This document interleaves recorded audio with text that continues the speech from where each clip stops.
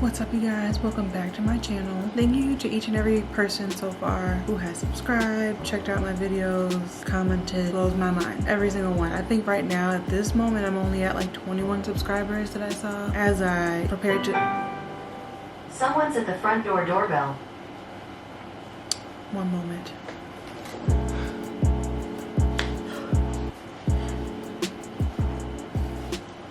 Wow.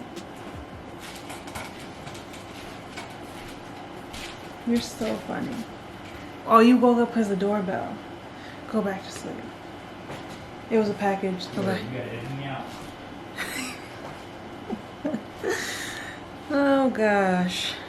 That just means I really need to record this video because the enemy clearly doesn't want me to.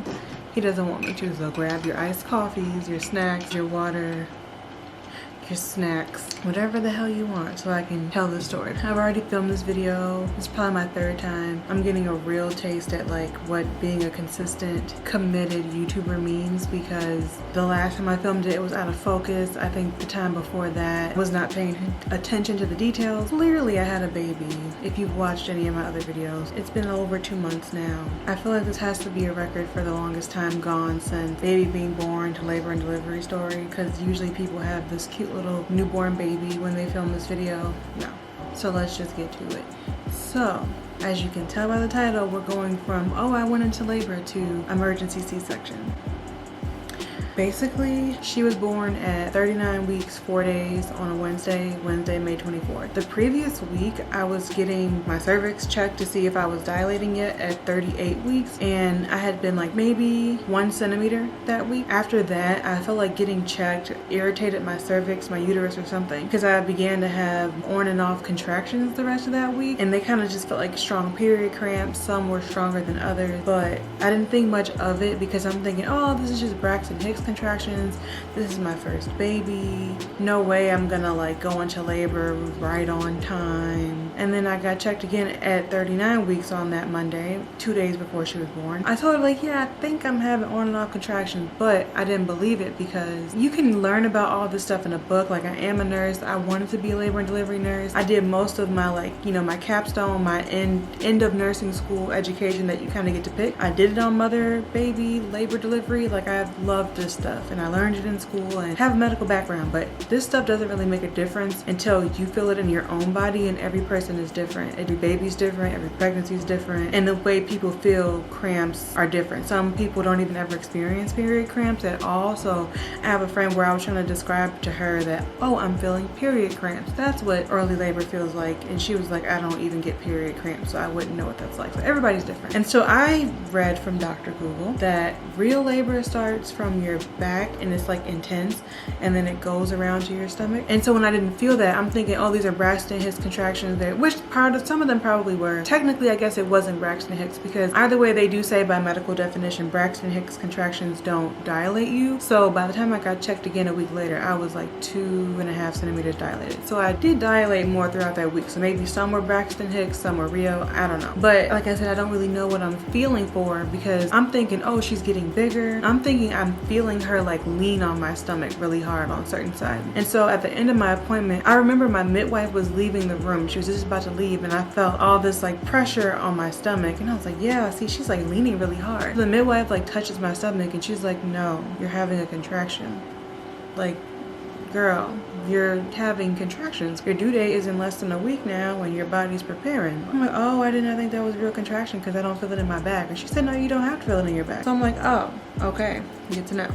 So like I said, I'm a school nurse. Every appointment I had was on a Monday and I would go straight to work after that. Contractions never stopped after she checked me that time. So I went to work, continued to have contractions that were really super far apart, 20 minutes apart, 30 minutes apart, sometimes 10 minutes apart. They would stop for an hour or two and then pick up. But by the time I was driving home, it felt a little sketchy, dangerous for me to be driving home because I'm like, girl, I'm gonna have to pull over because this really hurts. Like, I get home and I'm thinking, what are these contractions contractions gonna stop, you know, it's not nothing serious. But they didn't stop. They continued into the night. I called off thinking, okay, it's, you know, Tuesday. I bet you these contractions won't continue. I'll go to work Wednesday. They did stop. Like, it was so funny. Right when I called off, they stopped for like 3 hours, but then they picked up throughout the day. Continued throughout the Tuesday night. And then it was like all of a sudden, 5 o'clock in the morning, they went from like level 3.5 to 4 pain, where I'm like, oh man, this hurts. I could talk through the contractions versus holy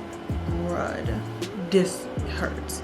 So those contractions started around 5 o'clock in the morning and they lasted until I gave birth, pretty much. So they started at 5 o'clock in the morning, and my husband usually stays up all night. He works PM shifts. He's a night owl anyway, so he will work like 2 to 10, but he likes to stay up all night and then he'll sleep in the mornings, which I'm like, whatever, it's fine for me because we're about to have a baby. You can take the night shift, start training now. So he had just fallen asleep when these contractions like kicked into gear. So I tried to let him sleep for a couple hours, and I just did not mentally prepare myself for what labor was really gonna feel like, if that makes sense. I was in such shock from being pregnant and just, I don't know, in denial. Like, your belly's growing, but you're like, it's really a human in here. Are you real? Plus, as you can see from my other video, my vlog of moving where I am now back home, it was just like a reality check when you have a baby, when it's not like planned, when everything isn't for the most part set in stone to where you want it in your life, when you feel like you're having a setback. Plus, like I said, I was still working. I was going through a big move, financial things. Like, I was just focused on so many other things on top of like trying to keep up with the basics of like life, cooking, cleaning, all the stuff. My mind was just like, I'm gonna have this baby. Like, people go all the time without having these labor and delivery classes and researching, and I just was not mentally there to do that, so I didn't do it. I feel like next time around I'll be a little bit more prepared to labor at home a little longer, knowing what it feels like. However, the other reason why I didn't labor at home longer, because I didn't know how much it was dilating me. First time I got checked last Monday, I was 1 centimeter. Next Monday, I was 2 centimeters. So I'm thinking, oh, I dilated a whole centimeter based on like these contractions throughout a whole week, and I've been having more consistent contractions the last 2 days. Definitely the last couple hours I've been having these contractions that hurt a lot. I don't know how quickly this is progressing me or not, and this issue is painful. So I woke my husband up, I think around like 7:30 in the morning, and I was like, we gotta go, it's time. So he said okay. So we get up, we go to the hospital, and walking into the hospital was just so emotional for me, because every step of getting pregnant, especially for the first time, is like a change. You realize nothing's ever going to be the same. Like, from finding out I was pregnant, then I adjusted to that, and finding out the gender, then I adjusted to that, and then, you know, realizing I'm in the 2nd trimester, 3rd trimester, adjusting to that, and then now realizing, holy crap, like, this is it, this is the finish line. Your life is never going to be the same. So when I walked into the hospital, I just remember that long walk, and I just started tearing up. And when the nurse came to get me from triage, she was like, what's wrong, honey, are you okay? And I'm like, it's just my first time, and I don't know what the heck's happening, and oh my goodness. So like I said, I got checked in, 3.5 centimeters dilated, and I was begging not to go home, because those contractions were very painful for me. 1. 2, like I said, I really wasn't prepared for it, if that makes sense. 3, this is where, like I said, the next time around I'll do more planning and research on it, because I could have went to the hospital and just got checked, and if I really wanted to, I could have come back home and labored a little longer. By the way, also, when I decided to go to the hospital, it wasn't just because they were stronger. They were anywhere from 3 to 8 minutes apart. I could have gone to get checked and then realized, okay, you're only 3.5 centimeters, you can go home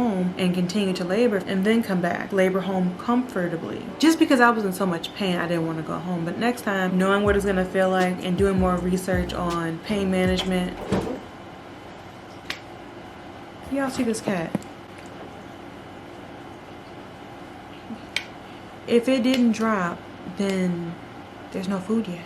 Anyways, I'll do more research on pain management at home and be more prepared to just let the process flow, be okay with going to the hospital, coming home, and all that stuff, as opposed to being like, well, I'm here now, I'll just stay. The other thing that I didn't do research on, that I didn't question a lot of, which kind of tainted my experience, it just kind of rubbed me the wrong way, that when I was there, it was so focused on, and I am a nurse, so I know that this is how it is, but when you're giving birth, it's a little different, which is why you have more control over it. People decide to give birth at home for this reason, so you can have more control over your comfort and things around you and the people around you and all that stuff. I didn't like that they wanted me to just lay on my back the whole time, that they can just monitor my contractions and our heart rate. And laying on your back is the most uncomfortable way to have contractions. It was so uncomfortable.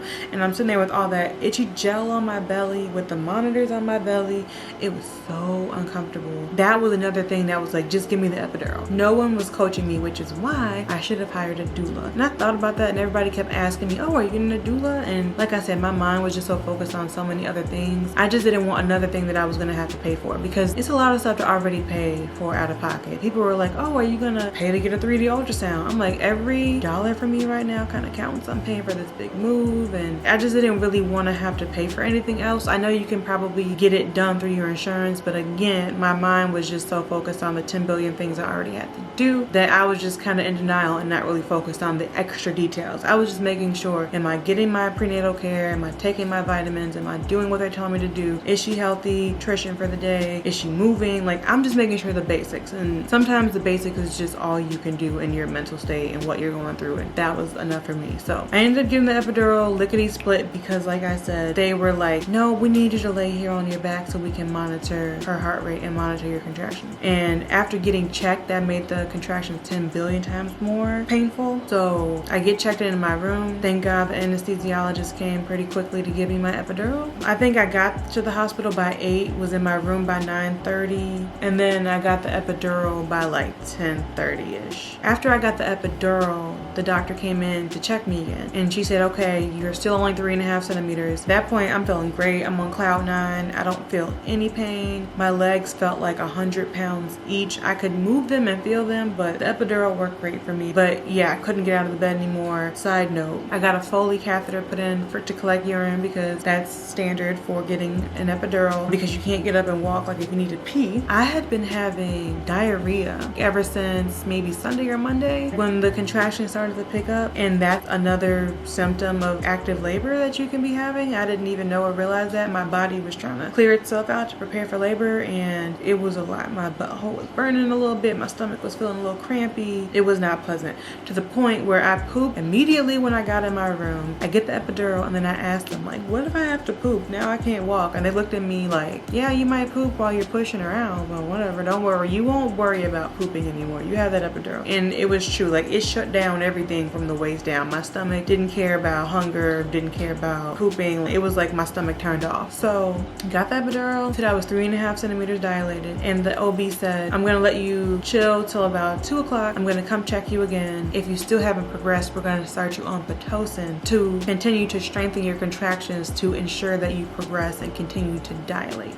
Before she even left the room, this was still like around 11 something when she checked me, she broke my water when she checked me, and she noticed my amniotic fluid was meconium stained, so homegirl had pooped in the womb. And they said, okay, don't worry, you know, we'll have extra suctioning when she comes out, but nothing changes as of now. We'll just closely monitor baby heart rate, contractions, all that stuff. And then nurse brings me some popsicles. That was the first time I ever had any sort of anesthesia. I've never had any pain blocking agents before. I've never had been under any type of general anesthesia in my life. So when I got the anesthesia, my reaction was nausea. So I remember eating the popsicle. It was the best popsicle I had in my life, and then I ended up throwing it up. The doctor came back like 2:20. Right when she came back to check me, my stomach had been feeling better, so I ate Italian ice for lunch, because you can be on a clear liquid diet while you're in labor. I thought I was gonna hate not being able to eat, but I ate toast before I left the house, and I still regretted that, because food was the last thing on my mind when I was in labor, having all that pain and then the anesthesia. Even though I wasn't in pain anymore with the epidural, I still was nauseous. I didn't care for food, so Italian ice and popsicle were great. But anyways, I'm eating Italian ice when she comes in to check me, and so I'm like, yeah girl,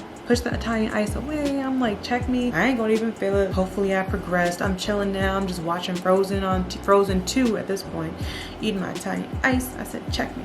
So she checks me. She said, oh, you're still on 3.5, girl. We're gonna have to start you on some Pitocin to increase the strength of the contractions to make sure that you continue to progress and dilate. The nurse walks in and she's like, by the way, we haven't been getting an accurate reading on her contraction or on the baby's heart rate. The doctor said, do you mind if we put, I think it's called the FSE monitor. There you go.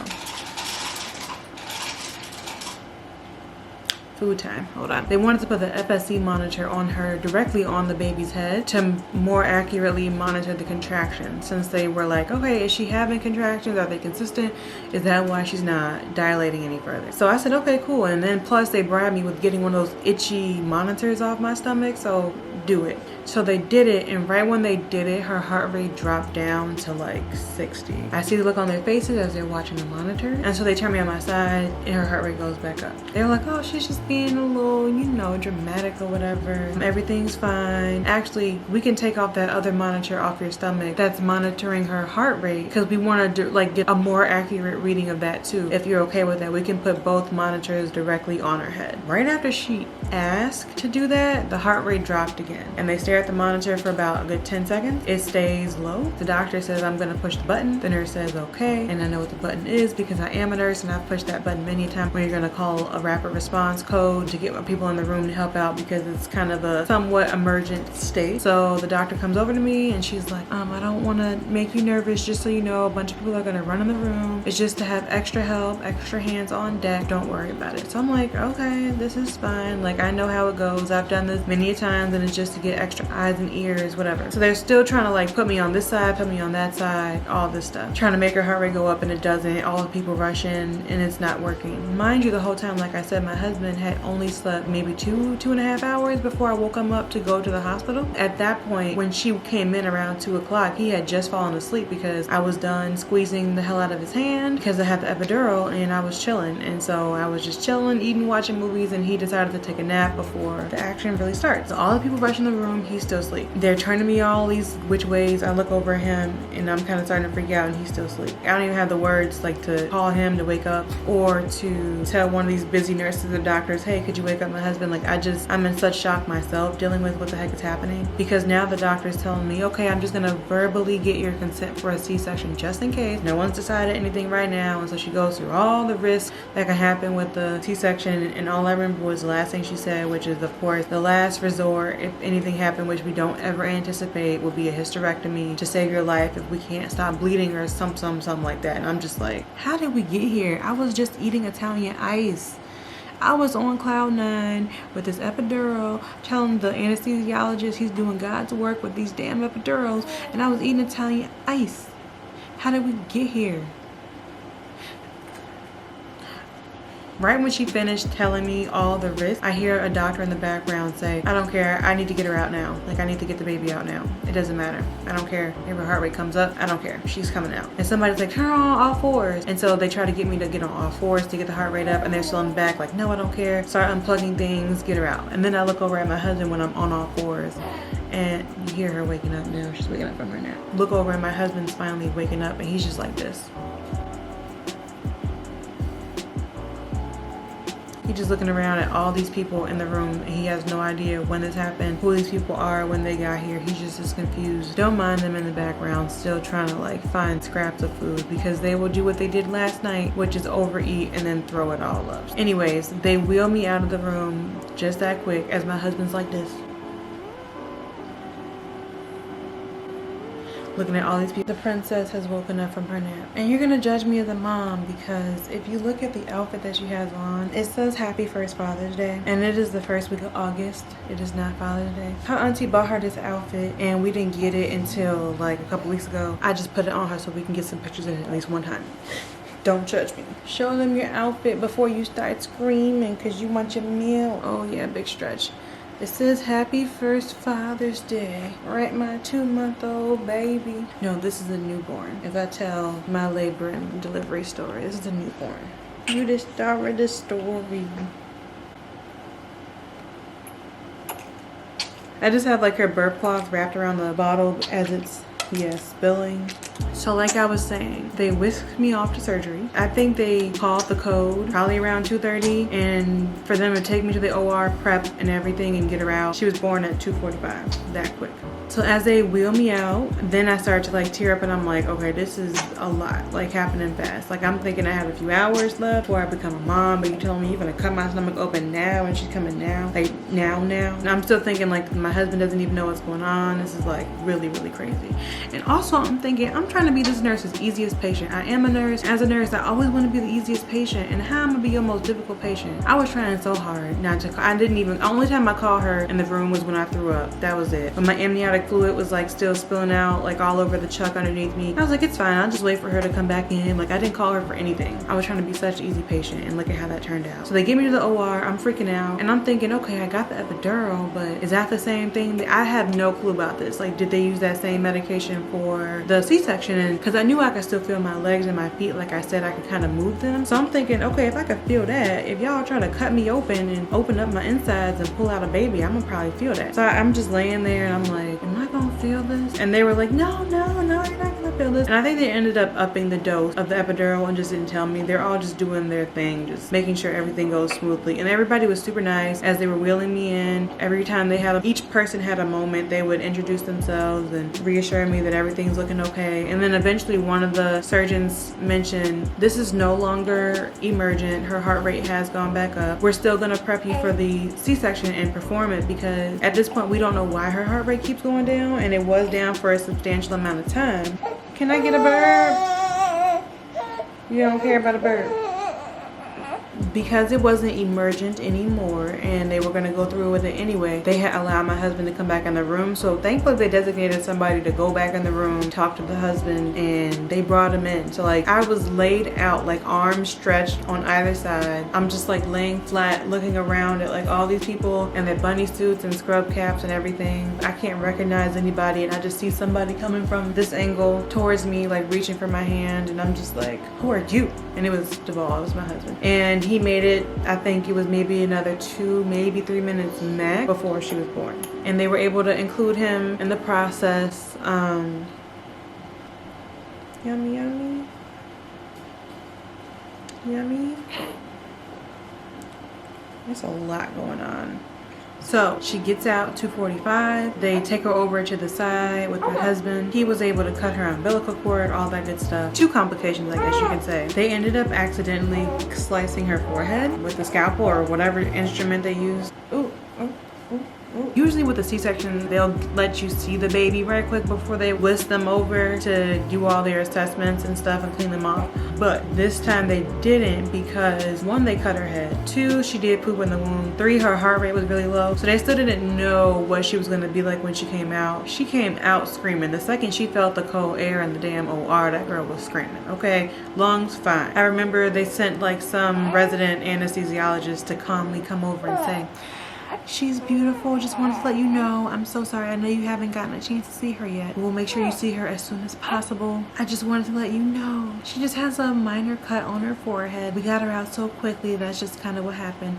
And I was just in such a state of shock and just so happy that she came out happy and healthy. Regardless, didn't really care. Like, I know in medicine, like, you don't mean to do those things. That it was so quick that they got her out. And as a nurse, like, I know people make mistakes. We're in the medical field, you make a mistake and people are all ready to jump down your throat. So unless somebody is in the medical field and you want to sit here and tell me that they did something absolutely wrong and messed up my baby, I think it was okay. Scar's gone, you have to like look this freaking close to see where it even was. But yeah, that was pretty much it. Oh, I was gonna say there was one more complication. So she was exactly 6 pounds, 0.7 ounces. I think in this picture it says 1 ounce, whatever. She barely hit the 1 ounce mark, past 6 pounds, and she was 18.5 inches long. So because of that, she fell in like the 9.5 percentile, and that's a whole nother story about like how my pregnancy, they kept telling me she was like small. Her head is small, her body's small, she's only in the 19th percentile, the 11th percentile, all this stuff. If you go below the 10th percentile, that's when you kind of fall in the abnormal range. So because of that, they closely monitored her temperature. Once we got to the PACU, her temperature was like 97.5 or something, I don't know. And they want them to be well above 98 degrees. And so, you mad because I'm telling a story about you and I'm not showing you? Is that what it is? You see, if I'm gonna talk about you, talk about it, be about it. Run them hands, stuff they say. Now who's calling me? Oh Lord, have mercy. Hello? What do you mean? Oh, and then Cynthia tell me my baby hanging all off the bed this morning and stuff. What is y'all doing to the kid? Y'all is taking up the changes. And I'ma send you your pictures. yeah, man, golly. She just growing up. Damn, she'll be a teenager next time I see her. Where y'all going? No. Hey, she know you taking a picture of her. Mhm. Looks dead at the cat. Oh my God. Mm-hmm. Them little eyes all bucked open and stuff. Thinking that on up too. Clearly, everybody in the family at any moment of any day will call about her because life is just all about her. I don't even know what I was saying. Oh, she's in the 9.5 percentile. They monitor her temperature. They put her in the warmer because skin to skin wasn't getting her warmed up above 98 degrees quick enough. And then they also want to closely monitor her glucose. So every 3 hours before she ate, for the first 24 hours of her life, they wanted to take her blood sugar and make sure it remained above 40. So those were like the only 2 complications with her. For myself, I was struggling. They gave me like bolus of the fluid during, you know, the emergency and even before the emergency. Basically, I was just retaining so much fluid. Even before I went into the hospital, I was retaining fluid. So when they pulled the Foley out, I still was not peeing at first, and it took me forever to be able to pee. It was like the strangest thing. I was sitting on the toilet trying to like focus on peeing, and I couldn't do it. But eventually the pee came out, so that was really the only other complication. And post C-section, it was so difficult to just like stand up. Like I could not stand up straight. I was in so much pain, the muscles all down. Like I was hunched over for like days after my C-section. It took me like a week to feel like normal again, to be able to stand up and like to be able to get out of bed on my own. But the pain, it took like a solid 5 to 6 weeks to get back to somewhat normal. And then now I feel better where I can like use my ab muscles, because before I felt like I could not. So yeah, this is Miss Mia. She is happy and healthy. She's 2 months now. It's August 5th. She was born on May 24th. She just had her 2-month checkup last week and she was 10 pounds. So that's great for her, because she was only like 6 when she was born and like 5 something when she left the hospital, because they always lose a little bit of weight when they are born. So yeah, she's doing great. Hasn't had any complications thus far. Can you get a goodbye from you, honey? That's pretty much it for every complication, everything that pretty much happened during my labor and delivery story. There's more I can talk about, like with breastfeeding and how that went. There's more I can talk about with all other things centering her. So if you guys have any questions, anything else you want to know, just comment below. I'm so sorry for not posting consistently. Like I said, I'm trying to, but I'm trying. So thank you so much for watching, and I will see you guys in my next video. Bye. Interior back door. Every time I turn around.